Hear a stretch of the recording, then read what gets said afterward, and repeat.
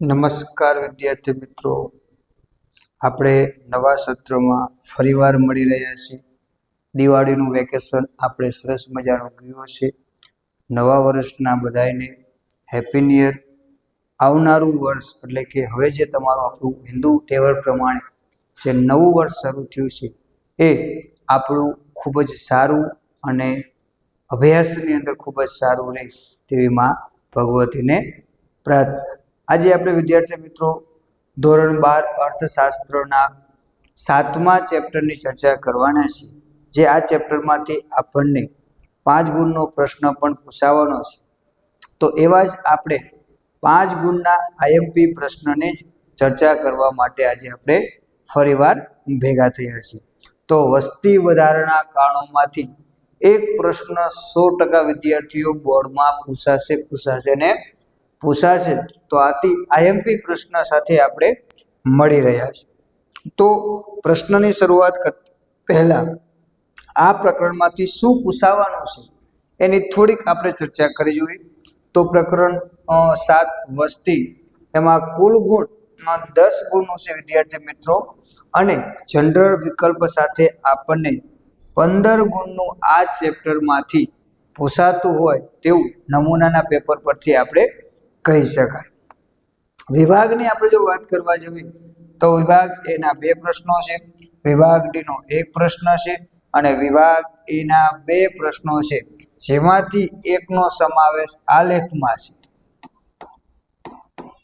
અને એક પ્રશ્ન આપણને થિયરિકલ પૂછાય. કદાચ 2 પ્રશ્નો પણ પૂછી લે એમાં કંઈ અરગતા જેવું છે નહીં, બરોબર. પણ આ રીતે જનરલ રીતે આપણે બ્લુપ્રિન્ટ પ્રમાણે 5 ગુણનો જે આપણે આલેખ પૂછાય છે તે આ ચેપ્ટરનો છે તેવું માનવામાં આવી રહ્યું છે.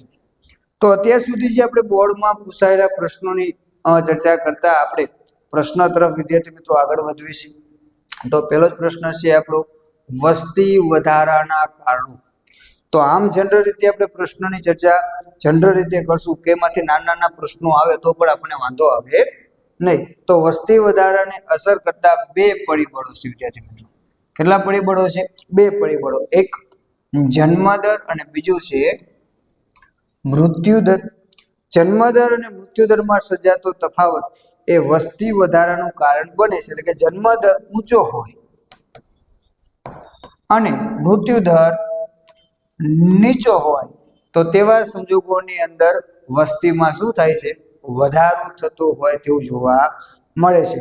ઊંચા જન્મદર અને નીચા મૃત્યુદરને કારણે વસ્તીમાં વધારો થાય છે.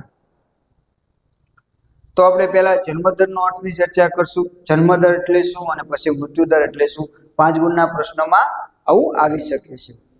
વર્ષ દરમિયાન દર 1000ની માનવ વસ્તી જન્મ પામતા બાળકોની સંખ્યાને જન્મદર કહેવામાં આવે છે. તો એનું સૂત્ર પણ આપેલું છે તમને. 1 ગુણના પ્રશ્નમાં, 2 ગુણના પ્રશ્નમાં આવો પ્રશ્ન આવી શકે છે. જન્મદર વર્ષ દરમિયાન જીવતા જન્મેલા બાળકોની સંખ્યા બરોબર ભાગ્યા કુલ વસ્તી ગુણ્યા 1000, તો આપણને મળશે જન્મદર. જન્મદર ટકાવારીમાં દર્શાવાતો નથી, પરંતુ પ્રત્યેક 1000 માનવ વસ્તીએ ગણવામાં આવે છે. એટલે કે જન્મદરની ટકાવારી ન હોય, 1000 માનવ વસ્તી કેટલી સંખ્યા છે એટલે એ 1000ની વસ્તીએ ગણતરી કરવામાં આવે છે. 1951માં 39.9 જન્મદર હતો. એમસીક્યુ માટે ખૂબ જ મહત્વનો છે. અને 2011માં 21.8 થયો. બરોબર. 1951માં જન્મદરનું પ્રમાણ કેટલું હતું? તો કે 39.9 અને 2011માં એ ઘટીને કેટલો થયો? 21.8 થયો. તો એ આપણે એમસીક્યુ માટે યાદ રાખશું. મૃત્યુદરની આપણે વાત કરવા જઈએ તો એ જ રીતે જન્મદરની જેમ જ વર્ષ દરમિયાન દર 1000ની માનવ વસ્તીએ મૃત્યુ પામતા બાળકો નથી, બરોબર. એ બાળ મૃત્યુદરમાં આવે એટલે અહીંયા વ્યક્તિ છે, મૃત્યુ તો કોઈ પણ પામે, બરોબર. એટલે મૃત્યુ પામતા વ્યક્તિઓની સંખ્યાને મૃત્યુદર કહે છે, બરોબર. બાળ મૃત્યુદર હોય તો એમાં જ આપણે બાળકોનો સમાવેશ કરશું. એટલે બાળ મૃત્યુદર અને મૃત્યુદરની વ્યાખ્યામાં મોટા ભાગના વિદ્યાર્થીઓ ભૂલ કરે છે એટલે ખાસ ધ્યાનમાં લેજો, ખાલી મૃત્યુદર પૂછે છે ત્યારે મૃત્યુ તો કોઈ પણ પામે, વૃદ્ધ પણ પામે, યુવા પણ પામે, બાળક પણ પામે, બધાનો સમાવેશ થાય છે. જ્યારે બાળ મૃત્યુદરની અંદર ફક્ત બાળકોનો જ સમાવેશ થાય છે. મૃત્યુદરની સૂત્ર અથવા તો એનું સૂત્ર કહી શકાય, 1 વર્ષ દરમિયાન મૃત્યુ પામતા માણસોની સંખ્યા ભાગ્યા કુલ વસ્તી ગુણ્યા 1000. તો એ પણ આંકડાઓ જોઈ શકાય છે કે 1951માં મૃત્યુદરનું પ્રમાણ કેટલું હતું? 27.4 મૃત્યુદર હતો, જે 2011માં 0.7 થયો. તો આમ કહી શકાય છે જન્મદર કરતા મૃત્યુદર ઝડપથી ઘટ્યો છે, જે વસ્તી વધારવા માટે જવાબદાર કહી શકાય. હવે આપણે વાત કરશું વસ્તી વધારાના કારણોમાં. પહેલું, ઊંચા જન્મદર માટેના કારણો. બરોબર, અલગ અલગ રીતે બધા પ્રશ્ન છે, આવડો મોટો સળંગ પ્રશ્ન નહીં આવે વિદ્યાર્થી મિત્રો. બરોબર, કાં તો નીચા મૃત્યુદર અલગ હશે, ઊંચો મૃત્યુદર હશે, ઊંચા મૃત્યુદરમાં અલગ અલગ ભાગ છે. બરોબર, તો 3 ભાગમાં વહેંચી શકાય છે: સામાજિક પરિબળો, આર્થિક પરિબળો અથવા તો અન્ય પરિબળો. કોની વાત કરેલી છે? ઊંચા જન્મદર માટેના કારણોની વાત આપણે કરવાની છે. બરોબર, તો એમાં કેટલા ભાગ પાડેલા છે વિદ્યાર્થી મિત્રો?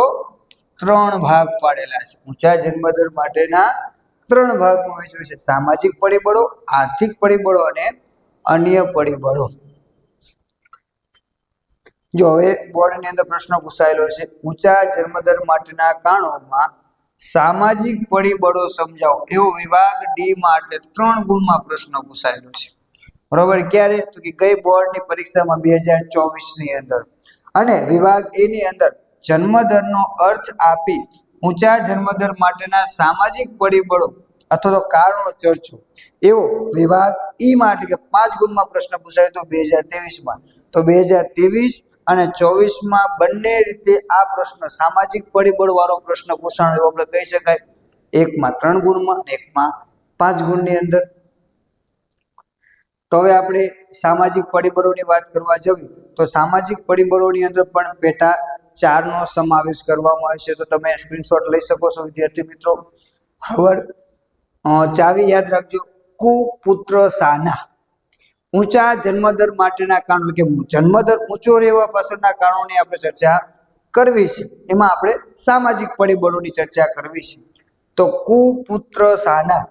કુ બરાબર સંયુક્ત કુટુંબ પ્રથા, પુત્ર બરાબર પુત્ર પ્રાપ્તિની ઘેલસા, સા બરાબર સાર્વત્રિક લગ્ન પ્રથા અને ના બરાબર નાની ઉંમરે લગ્ન અને વિધવા પુનઃલગ્ન. જો આ મુદ્દો જે છે ઘણા બધા પ્રકાશનમાં અલગ અલગ વહેંચેલો છે. બરોબર, નાની ઉંમર લગ્ન અને પાછો બીજો મુદ્દો આપ્યો વિધવાના પુનઃલગ્ન. પણ આપણી બુક પ્રમાણે ભેગો જ છે, અલગ લખવાની કોઈ જરૂર નથી. તો આપણે પહેલા વાત કરશું સંયુક્ત કુટુંબ પ્રથા. ભારતમાં ગ્રામીણ વિસ્તારોમાં સંયુક્ત કુટુંબ પ્રથા. સંયુક્ત કુટુંબ એટલે કે ભેગા રહેતા હોય. બરોબર, દાદા દાદી કાકા બધા ભેગા રહેતા હોય તો એ સંયુક્ત કુટુંબ પ્રથા કહેવાય કે બધા વચ્ચે જવાબદારી વહેંચાઈ જાય છે. સંયુક્ત કુટુંબ પ્રથા વ્યાપક પ્રમાણમાં છે, શહેરોમાં નથી, ગામડામાં વિશેષ પ્રમાણમાં જોવા મળે છે. બાળકની ઉછેરની જવાબદારી કુટુંબના બધા સભ્યો વચ્ચે છે, કોઈ એક વચ્ચે નથી વહેંચાતી. કારણ કે દાદા દાદી નવરા છે, કાકા છે, મોટા દાદા હોય, આ બધા શું છે કુટુંબની અંદર બધા વડીલો છે. તો બાળકનો જન્મ થાય છે ત્યાંથી લઈને મોટી કરવાની જવાબદારી માત્ર માતા પિતાની નથી રહેતી. માતા પિતા તો એમને ઉછેરવા માટેનો સમય પણ નથી રહેતો. એટલે કુટુંબના બધા સભ્યો વચ્ચે જવાબદારી વહેંચાઈ જવાથી બાળક બોજારૂપ બનતું નથી. એટલે પરિણામે બાળકોની સંખ્યા વધે છે અને જન્મદરનું પ્રમાણ ઊંચું રહેશે. બરોબર છે. આપણે પૂછ્યું તો ભાઈ તમારે કેટલા બાળક છે? તો કે 4 ભાઈ ને 1 બેન, 5 ભાઈ અને 1 બેન અથવા તો 5 બેન અને 1 ભાઈ. બરોબર, તો એનો મતલબ કે બાળકનો જન્મથી લઈ અને એના ઉછેર સુધીની જે જવાબદારી જે છે બધા વચ્ચે વહેંચાય છે. એટલે એના પરિણામે પણ બાળકોનું પ્રમાણ વધારે રહેતું હોય તેવું સામાજિક દ્રષ્ટિએ જોવા મળેલું છે અને એ પણ જન્મદર ઊંચો રહે છે તેમ કહી શકાય. ત્યારબાદ પુત્ર પ્રાપ્તિની ઘેલસા. બરોબર, આપણો દેશ પુરુષ પ્રધાન દેશ એવું માનવામાં આવે છે. અહીં પુત્રી કરતા પુત્રને 3 કારણોથી વધારે મહત્વ આપવામાં આવે છે. એવું માનવામાં આવે છે કે પુ નામના નર્કમાંથી થશે. બરોબર. હવે નર્કમાંથી તારે છે નર્કમાં નાખે છે એ આપણે બધું ચર્ચા કરતા નથી, પણ એવું માનવામાં આવે છે કે પુત્ર જે છે એ નર્કમાંથી તારે છે. વંશ વેલાને આગળ વધારવો, હવે આગળ વધારવા માટે વંશ વેલો તો કે પુત્ર તો હોવો જોઈએ, અને ઘડપણમાં આર્થિક સહારો બનવા માટે. બરોબર. આવા 3 કારણથી પુત્રી કરતા પુત્રને વિશેષ મહત્વ આપવામાં આવે છે એવું માની લેવામાં આવે છે. આમ પુત્ર પ્રાપ્તિ કરવા માટે અનેક પુત્રીને જન્મ આપતા હોય તેવું જોવા મળે છે. તો આપણે આજુબાજુ કેટલાય કુટુંબો જોવા મળશે, 7 બહેનો, 8 બહેનો, 10 બહેનો અને એક પુત્ર હોય છે. એટલે આમ પુત્ર પ્રાપ્ત કરવા માટે ઘણી બધી પુત્રીનો જન્મ આપતા હોય તેવું જોવા મળે છે. તો એક પણ ઊંચા જન્મદર માટેનું એક સામાજિક કારણ છે તેમ આપણે કહી શકાય. ત્યારબાદ આગળ સાર્વત્રિક લગ્ન પ્રથા, એટલે કે દરેક વ્યક્તિએ લગ્ન ગ્રંથિમાં જોડાવું એવું એક માનતા અથવા તો એક એવી પ્રણાલી છે તેમ કહી શકાય છે. ભારતમાં લગ્ન એક ધાર્મિક સંસ્કાર છે તેવું માનવામાં આવે છે, કે લગ્ન કરવા જોઈએ એવું માનવામાં આવે છે. લગ્ન ન કરનાર વ્યક્તિ પ્રત્યે સમાજ શંકાની દ્રષ્ટિથી જોવે છે. કોઈ વ્યક્તિ લગ્ન ન કર્યા બરાબર, તો એની સામે લોકો શંકાની દ્રષ્ટિથી જોતા હોય છે. તેમાંથી બચવા માટે દરેક સ્ત્રી અને પુરુષ લગ્ન ગ્રંથિમાં જોડાય છે, જેમાં દિવ્યાંગ પણ અપવાદ નથી. બરોબર. એટલે કે ટૂંકમાં દરેક વ્યક્તિઓ જે છે એ સ્ત્રી હોય કે પુરુષ હોય એ લગ્ન ગ્રંથિમાં જોડાય છે. એટલે જેટલા લગ્ન ગ્રંથિમાં સ્ત્રી પુરુષ જોડાય છે એના કારણે શું થશે તો કે ઊંચો જન્મદર જોવા મળશે. વિકસિત દેશોની તુલનામાં ભારતમાં દરેક સ્ત્રી લગ્ન કરે છે. આમ સાર્વત્રિક લગ્ન પ્રથાથી જન્મદર ઊંચો જતો હોય તેવું જોવા મળે છે. એટલે કે વિકસિત દેશોની વાત કરવા જવી તો વિકસિત દેશોની અંદર બધી સ્ત્રીઓ લગ્ન ગ્રંથિમાં જોડાતી નથી. એ પોતાનું આગવું જીવન જીવવા માંગે છે. એ લગ્નના સંસારમાં પડવા નથી માંગતી, પોતાની રીતે સ્વતંત્ર રહે છે. બરોબર, એકલી જ રહે છે. એટલે એના કારણે ત્યાં બાળકોનું પ્રમાણ ઓછું રહેશે. જ્યારે આપણી મોટા ભાગની સ્ત્રીઓ જે છે એ લગ્ન ગ્રંથિમાં જોડાય છે અને પરિણામે જન્મદર ઊંચો જતો હોય તેવું પણ જોવા મળે છે. ત્યારબાદ નાની ઉંમરે લગ્ન અને વિધવા પૂર્ણ લગ્ન, આ પણ એક જવાબદાર છે. કારણ કે દેશમાં બાળ લગ્ન અટકાવતો કાયદો તો છે, પણ આપણે જાણવી છીએ અથવા આપણી આજુબાજુના વિસ્તારોમાં કેટલાય લોકો છે જેને આધારે આપણે કહી શકાય છે કે બાળ લગ્નનો કાયદો હોવા છતાં પણ ઘણી બધી દીકરીઓના લગ્ન 18 વર્ષથી નીચે હોવા છતાં પણ લગ્ન થાય છે. હવે એના કારણે શું થાય છે તો કે એના પ્રજનનનો ગાળો એટલે કે બાળકને જન્મ આપવાનો સમયગાળો વધી જાય છે. એટલે પરિણામે વધારે બાળકોનું પ્રમાણ હોય તેવું પણ જોવા મળે છે. સ્ત્રી નાની ઉંમરે લગ્ન કરતી હોવાથી તેમનું પ્રજનન કાળ ખૂબ જ લાંબો જોવા મળે છે. તેથી વધારે બાળકને જન્મ આપવાનું પ્રમાણ જોવા મળે છે. ત્યારબાદ દેશમાં વિધવા પૂર્ણ લગ્ન, પહેલા કોઈ વ્યક્તિ સ્ત્રી વિધવા થતી હતી ત્યારે ફરીવાર લગ્ન નહોતી કરતી, પણ હવે એવું નથી થતું. હવે જે સ્ત્રી નાની ઉંમરે જ્યારે વિધવા થાય છે ત્યારે એ સ્ત્રીને ફરીવાર ક્યાંક લગ્નમાં ફરીવાર એને મોકલવામાં આવે છે, એટલે ફરીવાર લગ્ન એને કરવામાં આવે છે. એટલે એના કારણે પણ એમ કહી શકાય છે કે બાળકોનું પ્રમાણ વધી રહ્યું હોય તેમ પણ જોવા મળે છે. દેશમાં વિધવા પૂર્ણ લગ્નથી કાયદા દ્વારા અમલી બનાવ્યો હોવાથી તેને વ્યાપક ટેકો મળ્યો છે, જેથી વિધવા પૂર્ણ લગ્ન સામાન્ય થતા જાય છે, જેના કારણે પણ જન્મદર ઊંચો જોવા મળે છે. તો આ હતા એના સામાજિક પરિબળો કે ભાઈ આ કારણોથી ભારતની અંદર બાળકોનું પ્રમાણ એટલે કે વસ્તીનું પ્રમાણ ઊંચું રહેતું હોય તેવું જોવા મળે છે. તો આથી આપણે સામાજિક પરિબળોની વાત કરી. ત્યારબાદ આપણે વાત કરવાની છે આર્થિક પરિબળો. જો આર્થિક પરિબળોની આપણે વાત કરવા જઈએ તો બોર્ડમાં પૂછાયેલા પ્રશ્નો તરીકે જોવા જઈએ તો ભારતમાં ઊંચા જન્મદર માટેના આર્થિક કારણો ચર્ચો એવો વિભાગ ડી ની અંદર પ્રશ્ન 2022 ની અંદર પૂછવામાં આવેલો હતો. બરોબર, તો હવે આપણે એની ચર્ચા કરશું. ઊંચા જન્મદર માટેના કારણોમાં આર્થિક પરિબળોની અંદર તો એની ચાવી છે, તમારે સ્ક્રીનશોટ લેવો હોય તો તમે લઈ શકો છો વિદ્યાર્થી મિત્રો. અને એના આધારે પણ તમે પ્રશ્નના મુદ્દાઓ જે છે એ યાદ રાખી શકો છો વિદ્યાર્થી મિત્રો. તો આપણે આગળ વધશું હવે. તો એમાં 3 પરિબળો છે. શિક્ષણ એટલે કે સી એટલે કે શિક્ષણનું નીચું પ્રમાણ, સીબા આવક. આમાં તો યાદ રહી જઈ શકાય છે, ચાવીની બહુ આવશ્યકતા નથી. બા એટલે બાળ મૃત્યુદરનું ઊંચું પ્રમાણ અને આવક એટલે કે આવકની નીચી સપાટી. તો આ આર્થિક પરિબળોના કારણે જન્મદર ઊંચો છે એની આપણે ચર્ચા કરવાની છે. તો પહેલું છે શિક્ષણનું નીચું પ્રમાણ. શિક્ષણ એક વસ્તી વૃદ્ધિ વચ્ચેનો સંબંધ અત્યંત જટિલ છે. એટલે કે શિક્ષણ અને વસ્તીના સંબંધને જોડવાનો પ્રયત્ન કરવામાં આવેલો છે. શિક્ષણ અને વસ્તી વૃદ્ધિ વચ્ચેનો સંબંધ અત્યંત જટિલ છે. આ બાબત સ્ત્રી શિક્ષણને ખાસ લાગુ પડે છે.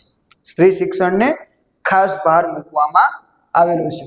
પર્યાપ્ત શિક્ષણના કારણે નાના કુટુંબની અગત્ય જલ્દી સમજી શકતી નથી. એટલે કે જે સ્ત્રીએ પૂરતા પ્રમાણમાં શિક્ષણ પ્રાપ્ત કરેલું નથી તેવી સ્ત્રીને નાનું કુટુંબનું મહત્વ કેટલું છે એ સમજાતું નથી. પરિણામે કુટુંબનું કદ મોટું રહેવાનું વલણ પણ જણાય છે.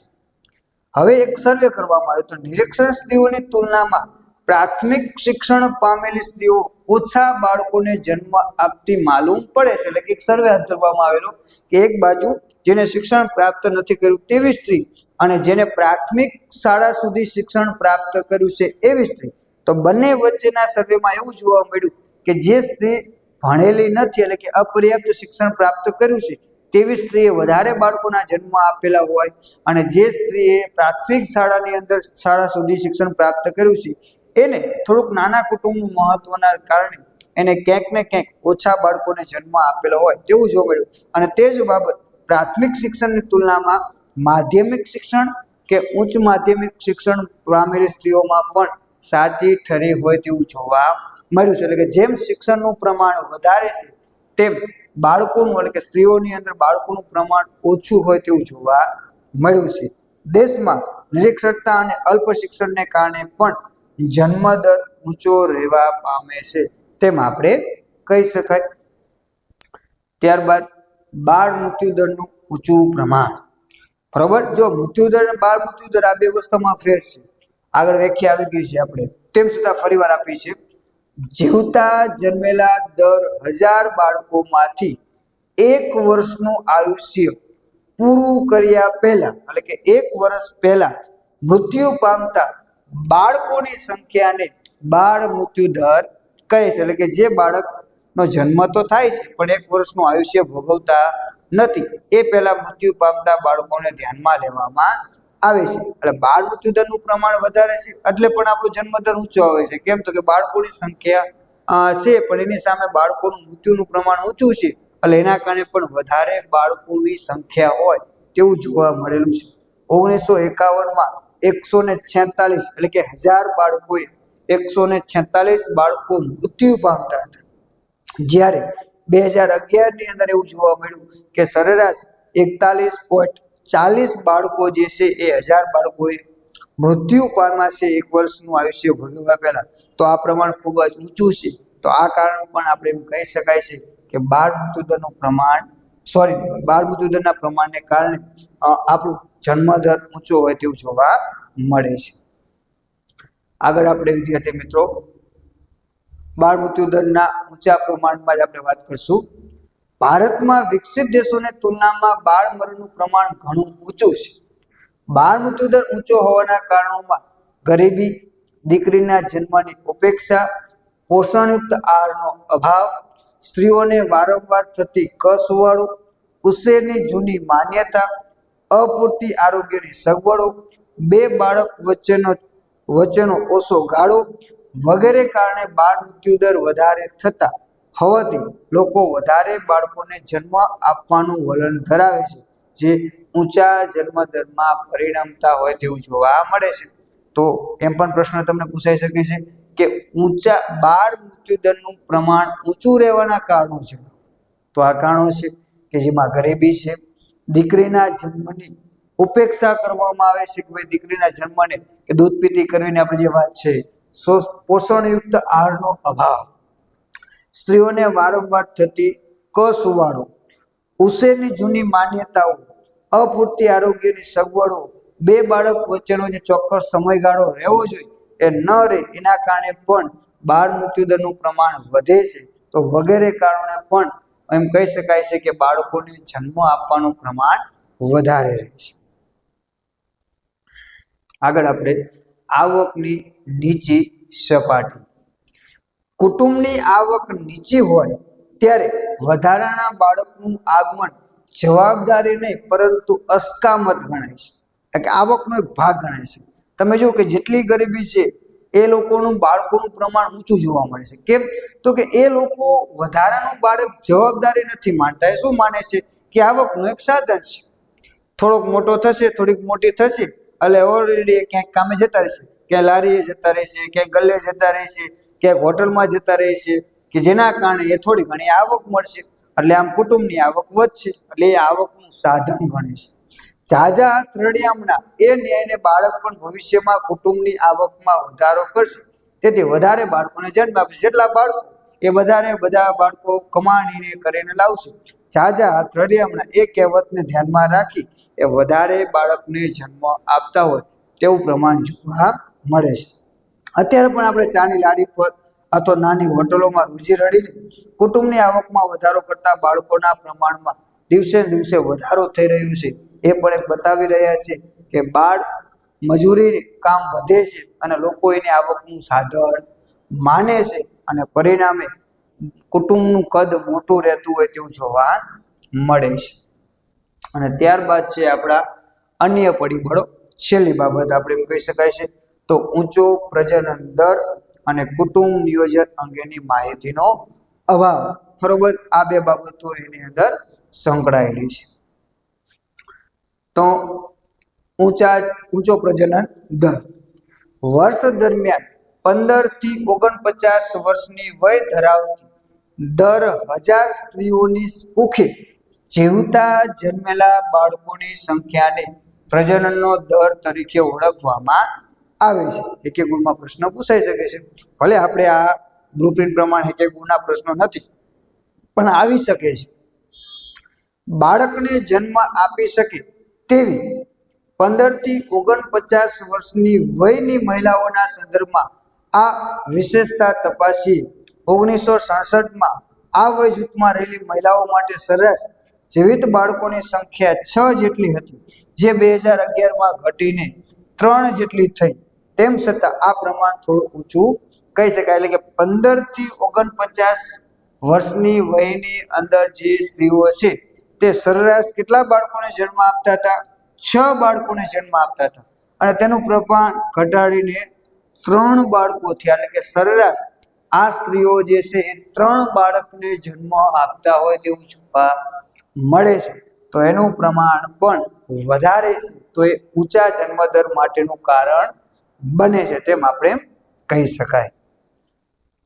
આગળ એમાં જ સરેરાશ જીવિત બાળકોના ઊંચા પ્રમાણ માટે 2 પરિબળો જવાબદાર હોઈ શકે છે. ભાઈ આ ઊંચો પ્રજનન દર રહેવા પાછળના 2 કારણો છે કે ભારતમાં નાની વયે થતા લગ્નને કારણે મહિલાઓમાં માતૃત્વ ધારણ કરી શકવાનો સમયગાળો ખૂબ જ લાંબો જોવા મળે છે. કે જે નાની વયે લગ્ન થાય છે એટલે માતૃત્વ ધારણ કરવાનો સમયગાળો એટલે કે લાંબો છે, એટલે પરિણામે વધારે બાળકને જન્મ આપતા હોય તેવું જોવા મળે છે. માતૃત્વ ધારણ કરી શકે તેવી મહિલાઓમાં અપરિણિત મહિલાઓનું પ્રમાણ ઘણું ઓછું છે. આ વિધાન શું કહેવા માંગે છે કે દાખલા તરીકે 15 થી 49 વર્ષની વયની મહિલાઓની વાત કરી છે કે દાખલા તરીકે આપણે ઉદાહરણ તરીકે લઈએ કે 100 મહિલાઓ છે, બરોબર. 15 થી 49 વયની અંદર 100 મહિલાઓ છે, એમાંથી 90 મહિલાઓ લગ્ન ગ્રંથિમાં જોડાયેલા છે. 90 મહિલાઓ લગ્ન ગ્રંથિમાં જોડાયેલા છે. માત્ર 10 વ્યક્તિ એટલે કે 10 સ્ત્રી અપરિણિત છે. 10 સ્ત્રી કેટલી છે? માત્ર અપરિણિત છે. અને બાકીની મોટા ભાગની સ્ત્રીઓ કેવી છે? પરિણિત છે. એટલે આ બધા જ સ્ત્રીઓ જે છે બાળકને જન્મ આપે છે. એટલે એમ કહેવા માંગે છે કે માતૃત્વ ધારણ કરી શકે તેવી મહિલાઓ અપરિણિત એટલે કે આ 10નું પ્રમાણ જે છે ને ઘણું બધું ઓછું છે. આના કરતા આનું પ્રમાણ વધારે હોય તો બાળકોનું પ્રમાણ ઘટી જશે. પડી સમજ? એટલે આ વિધાનને ઊંધી રીતે ન સમજતા આ એનો આચો મતલબ છે તેમ કહી શકાય છે. તો ઘણું ઓછું છે એટલે કે જે સ્ત્રીઓ માતૃત્વ ધારણ કરી શકે છે તે મોટા ભાગની સ્ત્રીઓ લગ્ન ગ્રંથિમાં જોડાયેલી છે, એટલે એના કારણે પણ બાળકોનું પ્રમાણ ઊંચું રહે છે. જો એની જગ્યાએ માતૃત્વ ધારણ કરી શકે તેવી સ્ત્રીઓ લગ્ન ગ્રંથિમાં ન જોડાયેલી હોય, અપરિણિત હોય તો એ બાળકને જન્મ આપશે નહીં, એટલે પરિણામે બાળકોનું પ્રમાણ ઓછું રહેશે. પણ આપણે ઊંચો પ્રજનન દર એટલે કે એ કારણથી પણ આપણે ઊંચા જન્મદરના કારણો તરફ આપણે આગળ જતા છે. ત્યારબાદ છે કુટુંબ નિયોજન અંગેની માહિતીનો અભાવ. કુટુંબ નિયોજન એટલે આયોજિત માતૃત્વ અને પિતૃત્વ દ્વારા કુટુંબને સમજણપૂર્વક મર્યાદિત રાખવું તેમજ બે બાળકો વચ્ચે યોગ્ય સમય મર્યાદા નક્કી કરવી. એટલે કે આયોજન પૂર્વક બાળકો વચ્ચેનો સમયગાળો અને યોગ્ય માતૃત્વ અને પિતૃત્વ જે છે એ ખૂબ જ જરૂરી છે. તો એની સમજણ મોટા ભાગના લોકો પાસે નથી હોતી, એના કારણે પણ આ સમસ્યા ઊભી થતી હોય છે. ભારતીય સમાજમાં વ્યાપક ગરીબી, સામાજિક રીત રિવાજો તથા ધાર્મિક માન્યતાઓથી સાથે શિક્ષણના નીચા પ્રમાણને કારણે કુટુંબ નિયોજન સામે અવરોધ ઊભા થયા હોય તેવું જોવા મળે છે. તે ઉપરાંત કુટુંબ નિયોજન માટેના વિવિધ સાધનોની જાણકારી અને આ સાધનનું ક્યારે અપૂરતું પ્રમાણ પણ એ જન્મદરને ઊંચી સપાટીએ લઈ જવા માટે જવાબદાર બન્યું હોય તેમ આપણે કહી શકાય છે. તો એ પણ એક કારણ જવાબદાર છે તેમ આપણે કહી શકાય છે. અને ત્યારબાદ મુખ્ય કારણોમાં નીચા મૃત્યુદરના કારણોની આપણે ચર્ચા કરવાની છે. તો ભારતમાં નીચા મૃત્યુદરના કારણો સમજાવો એ 2019માં ડીમાં અને મૃત્યુદરનો અર્થ આપે તેના નીચા મૃત્યુદરના કારણો જણાવો એ 2020માં ઈ એટલે કે 5 ગુણની અંદર પ્રશ્ન પૂછાયેલો છે. તો આપણે ચાવી તમે યાદ રાખી શકો છો. એમાં આપણને 4 કારણો વિદ્યાર્થી મિત્રો આપેલા છે, બરોબર. આદુ 0 આ એટલે કુદરતી આપત્તિઓ સામે રક્ષણ અને વાહન વ્યવહારની સગવડ, દુષ્કાળ પર અંકુશ, જીવન ધોરણમાં સુધારો અને રોગચાળા પર નિયંત્રણ. તો આપણે પહેલું જોઈશું કુદરતી આપત્તિઓ સામે રક્ષણ અને વાહન વ્યવહારની સગવડો. દેશમાં પહેલા ધરતીકંપ, સુનામી, ભૂસ્ખલન, અતિવૃષ્ટિ, અનાવૃષ્ટિ જેવી કુદરતી હોનારતોથી માનવ મૃત્યુદરનો આંક ઊંચો રહેતો હતો. એટલે કે મૃત્યુદરના આંકો ઊંચા રહેવા પાછળનું કારણ એક કુદરતી આપત્તિ હતી તેમ કહી શકાય છે અને વાહન વ્યવહારની સગવડતાનો અભાવ હતો. આજે તમે જુઓ કે ક્યાંક રોડ ઉપર એક્સિડન્ટ થાય એટલે ટો કરતી 108 આવી જાય. ઓલું જાઉક જ હતો પણ 108 આવી ગઈ એટલે રહી ગયું. પહેલા એ નહોતું એટલે એ જતો રહેતો હતો, એટલે મૃત્યુદરનું પ્રમાણ ઊંચું હતું. આજે દેશના કોઈ પણ ભાગમાં આ પ્રકારની કુદરતી આપત્તિઓ સર્જાય તો ઝડપથી વાહન વ્યવહાર અને સંદેશા વ્યવહારના પરિણામે તાત્કાલિક અનાજ, દવાઓ, અન્ય પ્રાથમિક જરૂરિયાતો માનવતાના ધોરણે પ્રાપ્ત થવાથી મૃત્યુદરમાં ઘટાડો થયો તેવું જોવા મળે છે. ક્યાંક પૂર આવે, ક્યાંક ધરતીકંપ આવે, ક્યાંક સુનામી હોય, આ વગેરેને કારણે જ્યારે અહીંયા લોકો આફતમાં હોય છે ત્યારે પહેલા કોઈ પહોંચી નહોતા વળતા, પણ હવે વાહન વ્યવહારની સગવડતાઓ અને સાથે સાથે સંદેશા વ્યવહારની સગવડતાના કારણે અને માનવતાના ધોરણે લોકો કામ કરતા હોવાને કારણે ત્યાં તમામ પ્રકારની વસ્તુઓ પહોંચાડવામાં આવે છે. મેડિકલથી માંડી અને ખોરાક સુધી તમામ સુવિધાઓ પૂરી પાડવાથી ત્યાં લોકો મૃત્યુ થવાનું પ્રમાણ ઓછું થઈ ગયું. એટલે એના કારણે પણ એમ કહી શકાય છે કે આપણી આ સગવડતાઓ મળવાથી મૃત્યુદરમાં ઘટાડો થયો હોય તેવું જોવા મળે છે. ત્યારબાદ દુષ્કાળ પર અંકુશ. પહેલા તમે જુઓ કે દુષ્કાળ બહુ પ્રમાણમાં પડતો હતો. છપ્પનિયા કાળ વિશે તમે બધા ભણી ગયા, બરોબર. માણસને ખાય તેવી સ્થિતિ હતી. એટલે આવી સ્થિતિ તો આપણે ક્યારે જોઈ નથી, માત્ર આપણે સાંભળેલી છે, પણ વાસ્તવિકતા તો હતી, બરોબર છે. આવો દુષ્કાળ હતો એમ નામ તો કોઈ કવિ એક લેખકોએ વર્ણન કરેલું હશે નહીં, બરોબર. કદાચ તમે કોઈ દાદાને એમને પૂછો ભાઈ કેવી સ્થિતિ હતી તો એ વર્ણન કરશે કે અમે જ્યારે આ તમારા જેવડા હતા ત્યારે આવું હતું, ખાવા આવું મળતું હતું, આવી એવી સ્થિતિ ઊભી થઈ હતી, વરસાદમાં અમે આમ કરતા હતા, વરસાદ ન પડે ત્યારે આવું હતું, એટલે દુષ્કાળની સ્થિતિ હતી ને એના કારણે લોકોના મૃત્યુ થતા હતા. પણ હવે એ મૃત્યુનું પ્રમાણ ઘટી ગયું. વિજ્ઞાન અને ટેકનોલોજીના કારણે દુષ્કાળ પર અંકુશ આવ્યો, જેથી ભૂખમરાને કારણે મૃત્યુ જે થતા હતા એ મૃત્યુ ટળી શક્યા. 1966 થી આપણે હરિયાળી અંડરલાઈન કરી નાખજો વિદ્યાર્થી મિત્રો. 1966 થી હરિયાળી ક્રાંતિ થવાથી દેશમાં અનાજના પુરવઠામાં નોંધપાત્ર વધારો થયો, જે પરિણામે દેશમાં કોઈ એક અસરગ્રસ્ત વિસ્તારમાં છતવાળા વિસ્તારોમાંથી સહેલાથી અનાજની હેરફેર કરી શકાય. કોઈ એક વિસ્તારમાં દુષ્કાળ પાણી કે વરસાદના કારણે ઉત્પાદન ન થયું તો બીજા વિસ્તારમાંથી એ વસ્તુ લઈ અને તેમને પહોંચાડવામાં આવે છે. તેથી માનવીને ભૂખમરાને કારણે મોતના મુખમાં જતા હતા તેને બચાવી શકાય, એટલે પરિણામે મૃત્યુદરના પ્રમાણમાં ઘટાડો થયો હોય તેમ આપણે કહી શકાય. જીવન ધોરણમાં સુધારો. આર્થિક વિકાસના કારણે લોકોની આવક વધવાથી જીવન ધોરણમાં સુધારો થયો, એટલે કે પહેલા કરતા એમની આવક હવે વધી, એટલે પહેલા કરતા અત્યારે હવે એમનું જીવન ધોરણ બદલાણું. દેશના લોકો પહેલા કરતા સારી ગુણવત્તાવાળું અનાજ વાપરવા માંડ્યા. રહેઠાણની પૂરતી સગવડતાઓ, રહેઠાણની અંદર ચોક્કસ મકાન, એસી સગવડતાઓ, ફ્રીજ, આ બધી સુવિધાઓ સાથે રહેવા માંડ્યા, એટલે કે પહેલા કરતા લોકો સારું જીવન ધોરણ જીવવા માંડ્યા. આરોગ્યની જાળવણી અને પૂરતું શિક્ષણ પ્રાપ્ત થતા ગયા પરિણામે પણ એમ કહી શકાય છે કે મૃત્યુદરનું પ્રમાણ વધારે હતું એ ક્યાંક ને ક્યાંક ઘટી રહ્યું હોય તેવું જોવા મળે છે. અને ત્યારબાદ રોગચાળા પર નિયંત્રણ, કે આપણે અગાઉ જોઈ ગયા પ્લેગ છે, મેલેરિયા છે, આવા લોકોના કારણે કેટલાય લોકોના પહેલા મૃત્યુ થતા હતા. પણ હવે આરોગ્ય ક્ષેત્રનો વિકાસ થવાથી, મેડિકલ ક્ષેત્રનો વિકાસ થવાથી આવા કેટલાય રોગો સામે તમને રક્ષણ મળ્યું અને પરિણામે મૃત્યુદરમાં ઘટાડો થઈ શક્યો. 20મી સદીના ઉત્તરાર્ધમાં દેશમાં પ્લેગ, શીતળાક્ષય, મેલેરિયા જેવા જીવલેણ રોગોના કારણે મૃત્યુદર ખૂબ જ ઊંચો હતો, એટલે કે આ જે રોગ જે છે ને એ દવા નહોતી, જે થયો એટલે માણસ ગયો એવું માનવામાં આવતું હતું. પરંતુ 20મી સદીના અંતમાં વિકાસના પરિણામે મેડિકલ ક્ષેત્રે અદ્ભુત પ્રગતિ સાધવાથી તેમજ વિવિધ રોગ પ્રતિકારક રસીઓના આવિષ્કાર થવાથી ઉપરોક્ત રોગો અંકુશ મૂકવામાં સફળતા પ્રાપ્ત થઈ જળમૂળમાંથી નીકળી ગયા. હજુ પણ બાળકને જન્મતાની સાથે શીતળાની રસી આપવામાં આવે છે, બરોબર છે, એટલે હવે કોઈ થતો નથી. ક્ષય, મેલેરિયા, પ્લેગ, આ ઘણા બધા રોગોની રસીઓ આપણે શોધી લીધી, એટલે પરિણામે આવા રોગોના કારણે પહેલા જે મૃત્યુ થતા હતા એ થતા નથી. પરિણામે પણ એમ કહી શકાય છે કે લોકો જે વધુ ને વધુ મૃત્યુ થતા હતા એ અટકી ગયા. કોરોના ઉપર આપણે જોઈ ગયા કેટલા જતા રહ્યા, રસી નહોતી. તો આવા તો પહેલા હતા. આ કોરોના જેવો સમયગાળો, એટલે કે જેવી હાહાકારી થઈ છે એવી પહેલી વાર નથી થઈ. પણ પહેલા સંદેશાઓના માધ્યમો નહોતા એટલે ખબર નહોતી પડતી.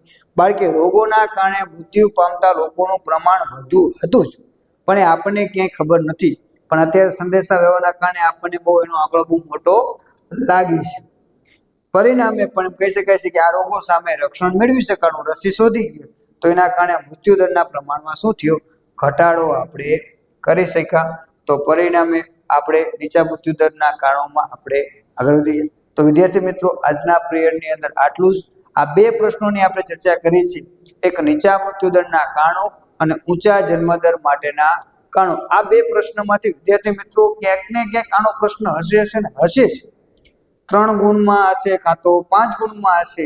એક પ્રશ્ન ફરજિયાત બોર્ડમાંથી આ પ્રશ્નમાંથી હશે ને હશે. તો આ પ્રશ્ન ખૂબ જ આઈએમપી છે વિદ્યાર્થી મિત્રો. તો તમે લખી લેજો અને શાંતિથી તમે એ વાંચીને તૈયાર કરી લેજો, તો આપને આ પ્રશ્ન ખૂબ જ ઉપયોગી સાબિત થશે. Thank you.